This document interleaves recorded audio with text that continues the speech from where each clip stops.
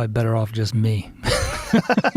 So I guess we just get right into it. The last case that we talked about, we had a very unfortunate incident happen after the podcast, about a month later. Yeah.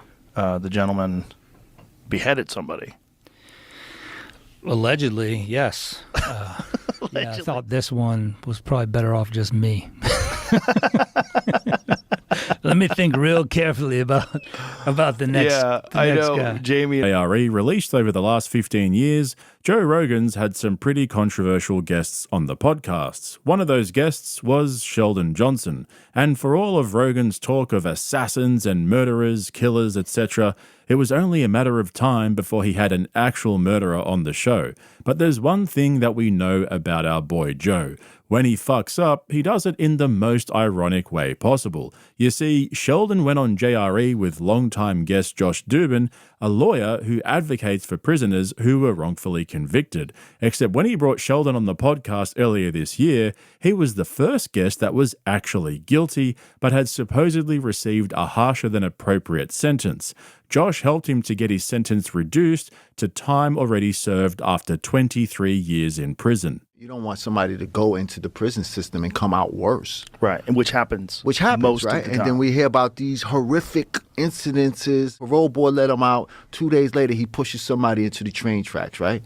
This is not what you want. How do you prevent these things from happening, right? By being proactive, by being responsive instead of being reactive. Don't wait for something to happen. Just a few weeks after he spoke those very words in Joe Rogan's studio, Sheldon would allegedly murder and dismember a former inmate and attempt to hide his body parts in different freezers. But what he didn't realize was that in the 25 years since he'd been in prison, CCTV footage had improved to the point where you could no longer get away with wearing a blonde wig to disguise yourself while moving body parts around in suitcases. There was so many crazy things to that case. The craziest thing was him trying to fool the security cameras with a wig. Like, I guess he didn't know how high resolution cameras had gotten over the 25 years that he was in jail. I mean, apparently there's a lot he didn't know. Based on the surveillance, It doesn't look good. what do they say in Texas? It ain't too shiny. It's so crazy because, we went out with him that evening. We brought him to the comedy club. He was hanging out with us in the green room. And then the news broke. And then the comics were all like, hey, man, what the fuck?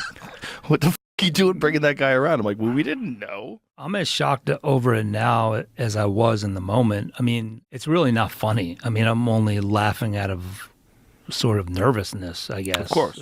I called him a miracle on this show. And Yeah. And the media shoved that straight up my ass. I mean, Of course. But that's what they're going to do. So I'm going to get into this episode in a lot more detail in just a moment because it ended up turning into a therapy session for Josh Dubin, who, as you can imagine, feels partly guilty for his role in getting Sheldon out of prison early, only for him to go out and commit one of the most gruesome crimes possible. I'll give you my opinion on whether Josh has anything to answer for, or if this was just an unfortunate incident outside of his control. And there was something that I noticed as this conversation went on that's very similar to the conversations Rogan has with his comedy buddies. So I'll get to that in a moment because, speaking of comedians, did you hear what Rogan said in that previous clip about how he felt betrayed by Sheldon because he brought him to the